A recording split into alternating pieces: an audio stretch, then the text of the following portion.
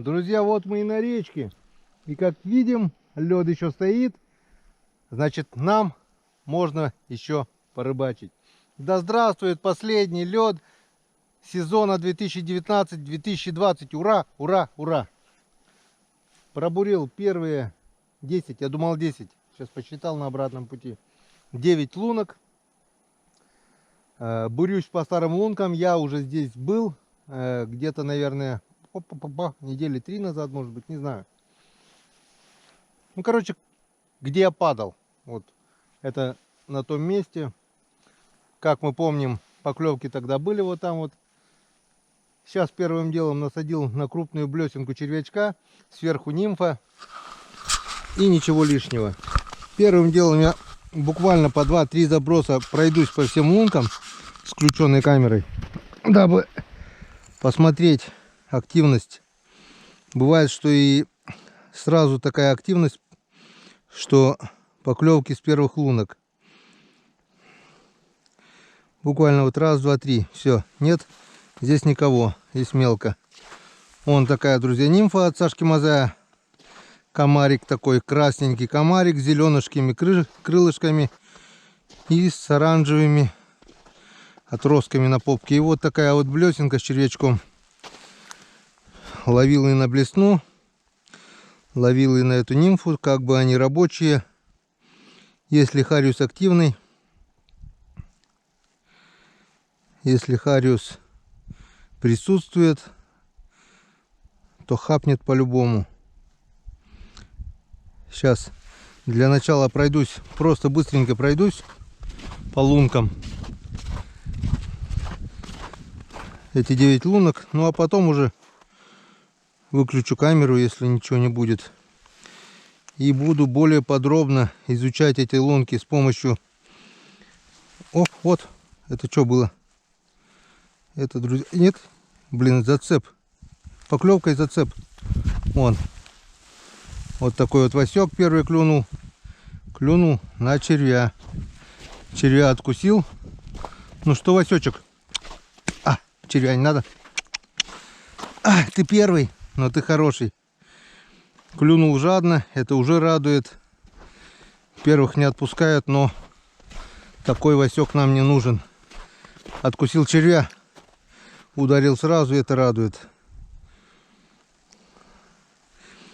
Это дает надежды. Я еще глубины не нашел, а он уже бабахнул. Значит, если хариус есть, мы его половим. По идее, надо было добавить червячка, конечно, там, но я так думаю, он хапнул не червя, а блесну. Такой маленький васек и такую крупную блесну. А, запах! Какой запах от них идет, а? Просто голова кружится от этого запаха. Так. Смотрим внимательно. В принципе, ударил сразу, я еще не успел найти глубину. Повторюсь, я более подробно сейчас еще пройдусь по этим лункам, конечно.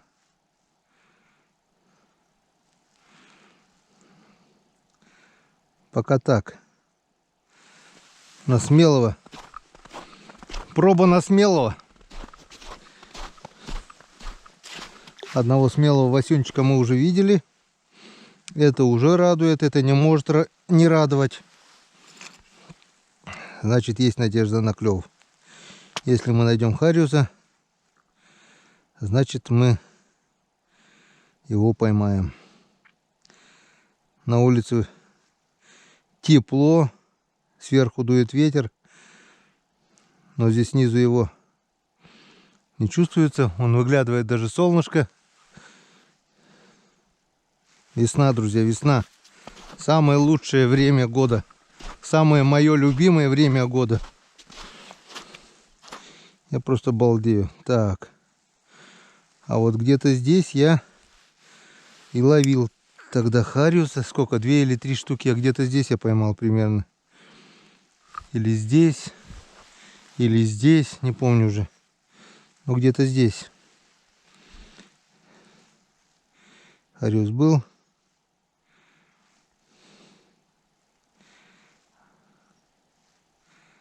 Так, пока тихо. Вот еще луночка. Странно. Следы есть, то, что были. А после меня я бы не сказал, что кто-то здесь бурился так сильно. Несколько лунок пробурено, правда. Видать, поклевок не было, и это сильное место не обловили. Ладно. Сейчас поставим удочки с червячком. И будем пробовать. Так, ну что. 9 лунок. Быстренько пробежали. Васюнчика мы увидели. Поклевку мы увидели. Запах хариуса понюхали. Ну и приступаем к рыбалке. Включаемся при первых интересных кадрах. Как мы видим, время уже половина пятого, 16:34. Хотел, друзья, включиться при первой поклевке. Но, к сожалению, вы не поверите, за это время, после того васька, которого я практически сразу поймал и отпустил, ни одной поклевки даже не было. Не то чтобы там тюканье, вообще ни одной поклевки. Пробурил около сотни лунок где-то. Прошел очень большое расстояние. Лед, на удивление, крепкий, местами даже очень толстый. Там, где были перекаты, где я боялся проходить, как бы залило, и без снега в морозы замерзло, вот то, что минус 10 было. И это, с одной стороны, радует. Но то, что нет поклевок, вообще ни одной поклевки. То, что рыбы нет, я, конечно, не поверю. Но почему не клюет?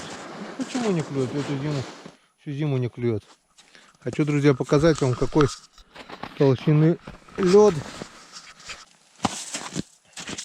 Хочу, друзья, показать, какой толстый местами лед. Вот у меня спортивный бур. Вон, сколько здесь? Метр. Смотрите.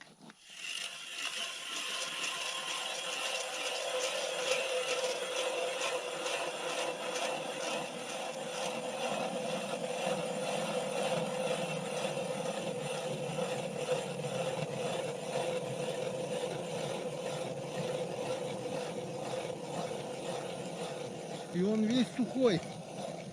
Не то, что был зимой. Вон. На полный шнек. И он весь сухой. Если зимой был слоями, 2-3 слоя, то сейчас этот лед весь сухой, промерз. С одной стороны, это очень хорошо. Как бы на 4 дня нам его хватит, если перекаты не промоют. С одной стороны,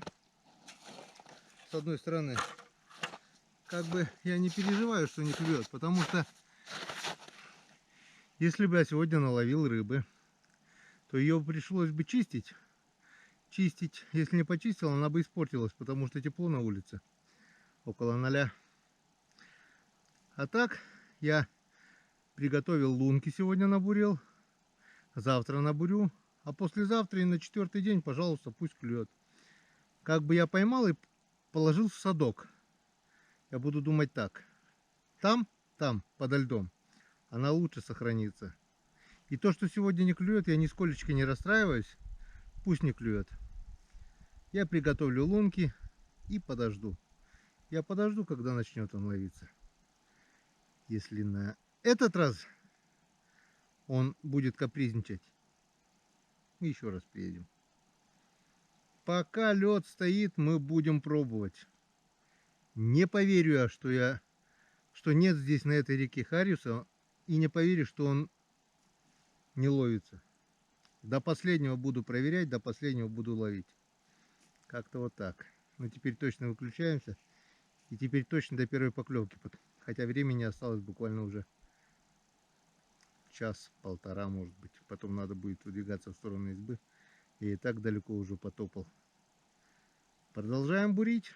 Продолжаем пробовать. Так, время уже у нас почти 7 часов. Без 7. Ну и на сегодня хватит. Побурили сегодня на славу, не меньше 100 лунок. Сейчас на обратном пути посчитаю. Вот до сюда вот дошел, 23 уже. И там просто куча лунок. Короче, на завтра фронт работы я сделал. Поклевок я сегодня так и не увидел. Долго над лунками не сидел. Кинул, провел пару раз, вытащил, пошел дальше. 7-10 лунок, пока руки не устанут. Бурю, опять тут то же самое. Сегодня не клевало. Что рыбы нет, я не поверю. Вот остановился, чтобы показать вам. Так близко не подойду, потому что здесь можно провалиться. Вон. И здесь, вот, наверное, под этой кучей снега бобровая хатка, потому что вон бобер вытаскивает сюда ветки, грызет, питается. Везде вот следы. Вот, не знаю, видно, не видно.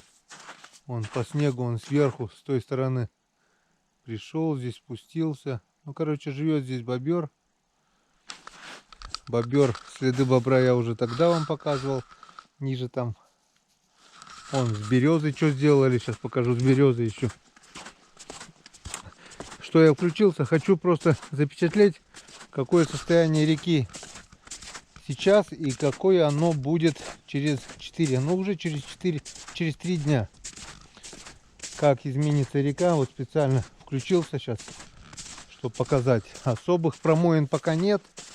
Морозы сделали свое дело, все прихватили. Вот здесь, там промоина тоже. Ну не промоина, там просто бобр лазит, не дает замерзать. Так бы это все замерзло уже давно. Вон он что сделал с березой, просто общипал, обгрыз ее. Грызуны, блин. Вот зубы-то кому точить не надо. В общем, грубо говоря, 7 часов. Сейчас просто даже по времени можно замерить. Если в среднем идет человек 5 км в час по хорошей дороге, можно даже и быстрее, то сколько километров сколько метров, ну, может быть и километров пробурили вот так вот через каждые 10, через каждые 7, иногда через каждые 5. Ну, где-то, правда, через 20 метров. Вот так вот сегодня набурился. Посчитаю лунки и в избушке скажу. Встречаемся в избе. Подтопали. 19:47. Ну, наконец-то в избушке. Правда, я успел набрать воду. Еще здесь пробурил лунок, наверное, 10-15 дополнительно на завтра, чтобы приготовить. Пока дотопал до избы, пока сделал освещение вот такое. Вот такая вот светодиодная лента и повербанк. Освещения, в принципе, хватает вполне. Для съемок еще дополнительно потом фонарик воткну, чтобы лучше видно было. Теперь мы что делаем? Топим печку, готовим ужин и будем ужинать. Ну вот и подоспел наш ужин. А на ужин у нас сегодня домашний супец. Домашний супец, и этот супец щи с капусткой, со свининкой. Можно, в принципе, еще и майонеза сюда хапануть, хуже не будет. Почему я не готовлю? А зачем готовить, когда можно взять с собой с дому? Закончится, буду готовить. У меня есть и каши, и супы, и рыбку пожарим, если она попадется.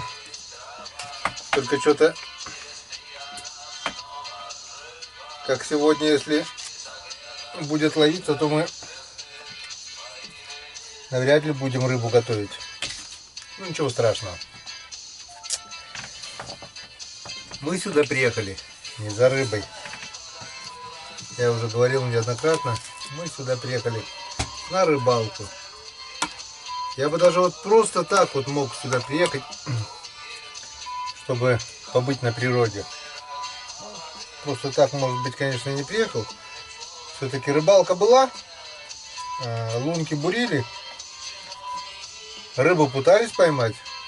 А ведь каждая пробуренная лунка — это надежда, надежда на поклевку. Правда, где-то у меня с лунки, наверное, 30-40 уже я понял, что сегодня поклевок не будет, но все-таки бурился до конца, до победного. На завтра уже лунки готовые. Мне уже не надо будет тратить силы и время на то, чтобы бурить эти лунки. С утра проснусь, пробежался по лункам, там видно будет. Завтрашний день у нас полностью еще уйдет на попытку найти хариуса. Если найдем, хорошо. Не найдем, то завтра перейдем в другое место. Вот такие вот планы. Планы минимум. Планы максимум пока строить не будем. За добрый вечер в доброй избе. Будем.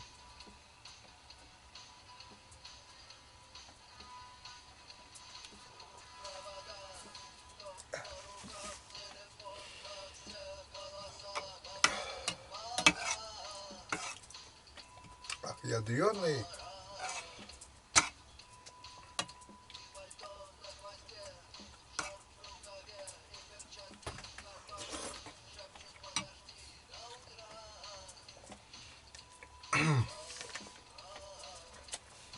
В чем прелесть одиночного пребывания в тайге? Это, во-первых, сам себе хозяин. Сам построил планы, сам их реализовал. Ни на кого не надо надеяться, все сам. Когда компании надо прислушиваться.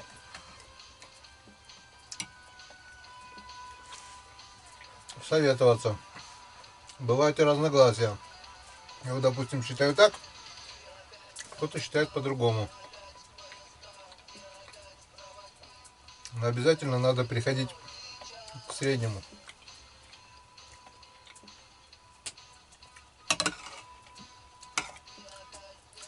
Один, что надумал, так и будет.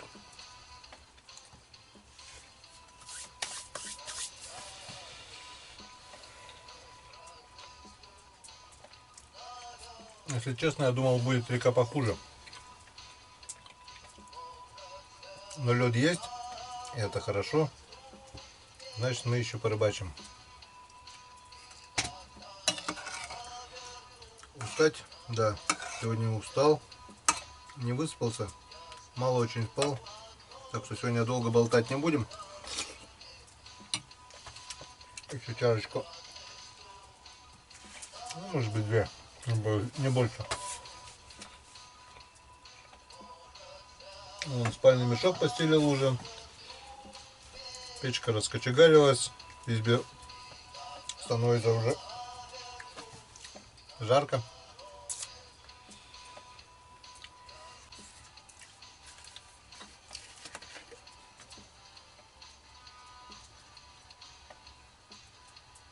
Что-то хотела сегодня сказать и забыл.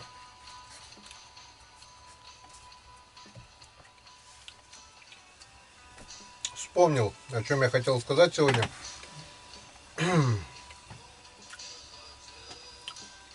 Подписчиков на канале у меня больше 10 тысяч. Где-то 10 700 примерно так. Когда я выезжал было. Или 10 800. Ну что такое. Так вот, друзья. Вчера посмотрел аналитику. Ну, я так просмотров тоже в среднем у меня около 10 тысяч. Думаю, ну, кто подписался, тот и смотрит. Думал так, наивно. Вчера посмотрел аналитику и очень удивился. У меня, получается, смотрят 20% с подпиской, кто подписан на мой канал, 20%. А остальные 80% смотрят без подписки. Вот. И стало очень интересно. Получается, если 10 тысяч на меня подписано, из них только 20%, это что получается? 2000. 2000 меня, получается, смотрят. Из них где-то человек 200 комментирует. Ну, лайки когда как. Видать, нравится ролик, ставят. Нет, так нет. Очень много дизлайков по поводу этого. Но я это прекрасно понимаю. Не каждому это нравится. Но есть и тем, кому это нравится, и кто сам так живет и употребляет рыбацкий напиток в избушках. Кто понимает этот, кто знает. Так вот, а остальной народ, получается, это 8 тысяч. Есть, конечно, у меня ролики, которые по 300 тысяч просмотров все-таки выстреливают некоторые. По-любому они смотрят без подписки. Ну, какой-то процент я знаю, кто это смотрит без подписки. Это местное население моего поселка, которым просто интересно узнать, чем Гена занимается, куда он ездит. Они вроде не подписаны, не оставляют комментариев, не ставят лайки, дизлайки там, но смотрят постоянно. Им просто интересно, где рыба начала ловиться, где не ловится, куда я езжу. Они просто смотрят из-за любопытства. Вот. Кое-кто случайно заходит, посмотрел, понравилось, не понравилось, оставил комментарий, но почему-то не подписывается, получается. Смотрит, но не подписывается. Есть и такая категория зрителей. Есть категория зрителей, которые постоянно оставляют комментарии. Я уже как бы знаю одни и те же лица, имена, фамилии. Мы с ними общаемся. Оставляют они комментарии, я пытаюсь ответить на них. Правда, в последнее время с постоянными поездками я не успеваю, бывает, на все ответить. Вот сегодня, допустим, выпустил я 3-ю часть нашей поездки с друзьями, которые с Артемом и Саней были. Комментарии пошли, а я уже здесь. Как я могу ответить? Здесь связи нет. Была бы связь, милое дело, здесь бы нащелкал и отвечал бы. Приеду, буду монтировать другой ролик, у меня получается отставание по ответам. Но имейте в виду, что каждый комментарий останется прочитанным. И будет время, обязательно посмотрю, пересмотрю, отвечу. Так что вы не думайте, что вы оставили комментарий, это останется без внимания. Нет, конечно нет. Я все равно буду смотреть, читать. Правда, я не знаю, когда будет у меня большое количество подписчиков, но я буду до последнего стараться читать, отвечать, потому что это общение. С хорошими комментариями отвечаю по-хорошему. С плохими, не стараюсь я не ругаться, просто бывает удаляю грубые такие, откровенно грубые комментарии с оскорблениями туда-сюда. А такие, которые, из-за этого, пусть. Народ высказывает свое мнение, да ради Бога. Никто этому не запрещает. Говорите, что хотите. Как говорится, бумага стерпит. Клавиатура напишет. Но, если конкретно понравился ролик и вы действительно хотите помочь развитию моего канала, так подпишитесь, не трудно. Нажали колокольчик, уже будут приходить оповещения о моих новых роликах. А они будут постоянно, потому что сейчас начнется, дай бог, охота. Дай бог, все-таки очень хочется, конечно, чтобы она открылась, чтобы не запретили. Потому что охота — это неделя весновки, это для меня самое ценное, наверное, что есть в году. Всех больше, конечно, я уважаю весновку, весной, когда прилетает утка. Такое. Сделаем фильмы на этот счет, потом пойдут продольники, потом лето пойдет. Без фильма мы не останемся, это 100%. Ну а если вы поделитесь моими роликами в соцсетях, то получается ваши знакомые узнают, может кому-то понравится, может кто-то подпишется. Поделились, кто-то посмотрел, подписался, в свою очередь он поделился. так и идет по нарастающей. Может, я уже говорил, но я повторюсь. Первую 1000 подписчиков я зарабатывал год. Ровно год. Мне никто не помогал. Монтировал как умел. Это что-то поначалу вообще одним кадром. Без монтажа. Просто выкладывал одним кадром. То есть приготовлю все лунки на налимов, допустим, пробежался, проверил. Есть, нет, нету. Вот было и такое. Потом, окей, Google. Как сделать это, как сделать то. Потихоньку учился сам. Потихоньку методом проб и ошибок начал монтировать. Сначала одной программой, видеомонтажем, что ли, такое было. Но там очень много функций не хватало. Допустим, такой, чтобы отрезать кусок видео, допустим, где мат. Материться на канале нельзя, как бы я сейчас привык. Ну, в экстренных случаях бывает выскакивает. И мне приходилось просто отрезать кусок видео, где я ругнулся, допустим. Теряло смысл. Вот идет, как-то был такой кадр у меня, налим идет. Я смотрю, в лунке налим здоровый. Я подтянул с крючком снизу его, хапысь. И тут крючок у меня просто скользит, ну, туповатый крючок. И получается мимо. Налим-то не сошел, но я так смачно ругнулся. Поднял, так, вытащил. А на видео получилось как? Налим, я крючком, и он уже на льду. Просто отрезал кусок самого ценного видео. Вот. Потом я более такую нормальную программу научился монтировать. Movavi Video Suite. Короче, с ней никаких проблем. Я могу видео оставить, а звук вырезать уже. Потихоньку научился. В течение первого года у меня было 1000.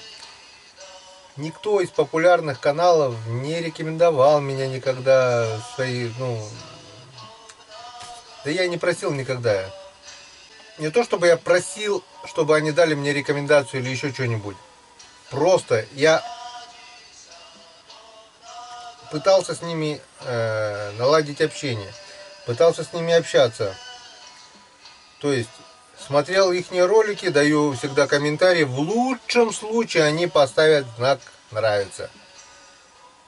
Это очень исключительный случай, чтобы они оставили ответ. Но ни одного комментария, ни одного просмотра моих роликов от них не было. Потом на канале, если присмотреться, там есть канал, плейлист, туда-сюда, каналы, подписка.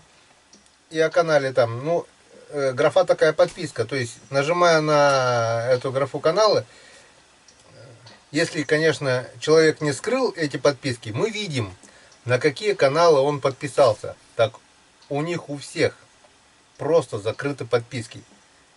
По-любому он ни на кого не подписан. То есть, я царь, бог, я король, и мне остальные все вот это, ниже плинтусом. Что трудного? Я подписан на вот столько каналов. Не то чтобы это взаимка или еще что-нибудь.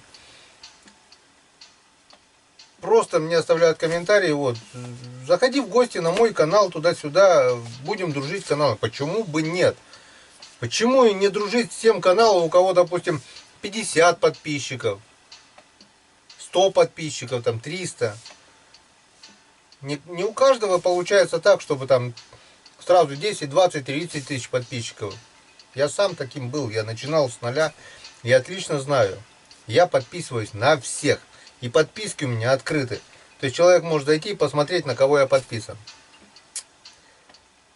А остальные, они ставят намного выше. Вот Друид Яфан, простейший мужик. Саня подписался на меня, когда у него уже было где-то около 4000 подписчиков тогда. Первые десятки подписчиков он у меня был просто. И до сих пор он поддерживает молодые каналы.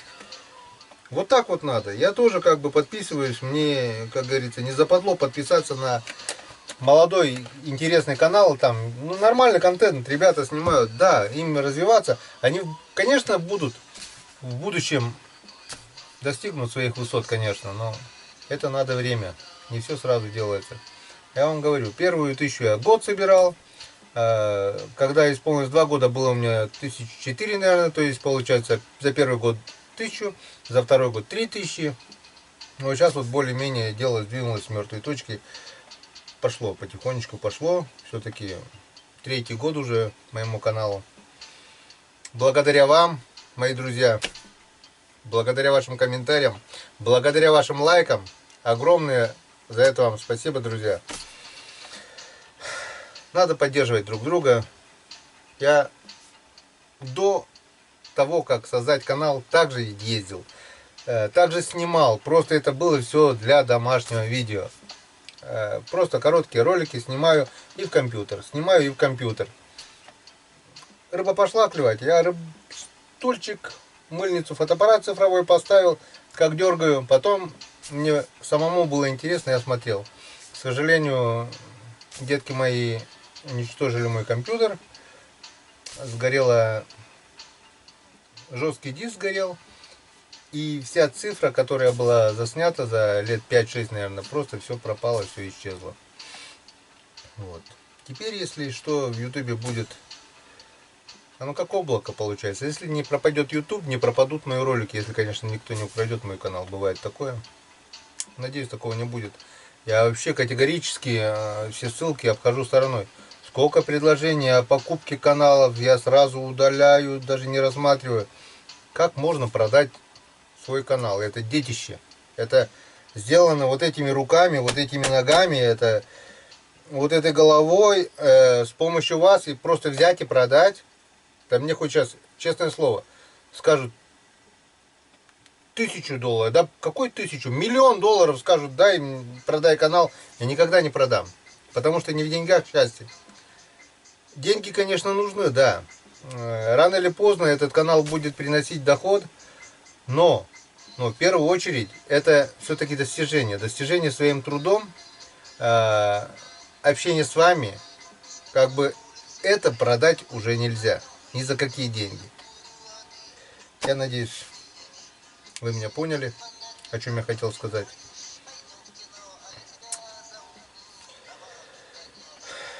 И обращаюсь ко всем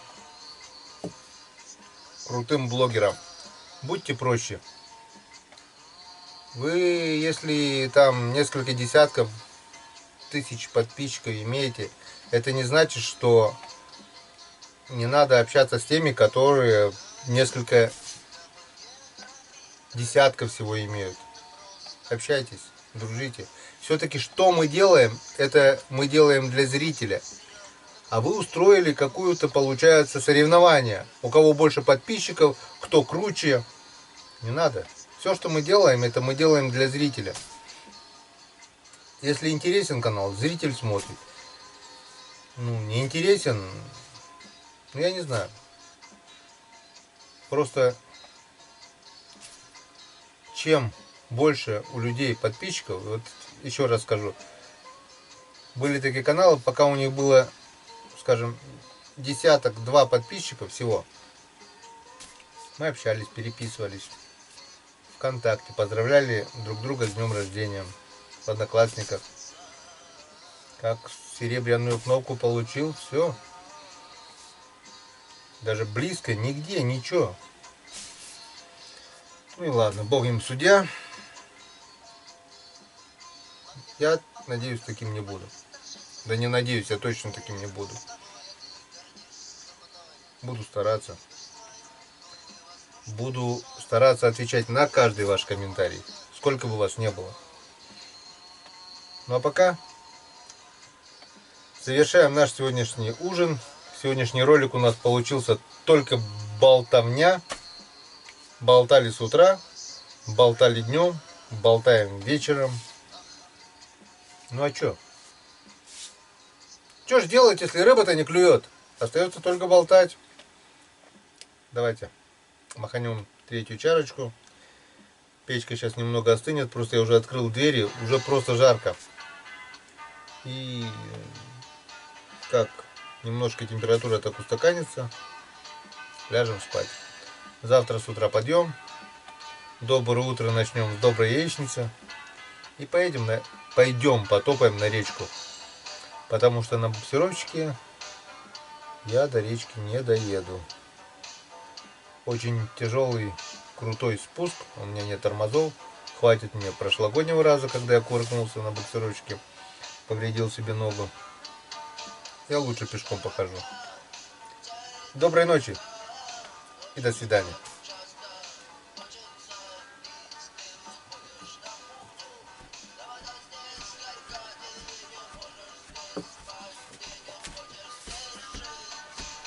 Доброе утро, последний герой. Это мы скажем завтра.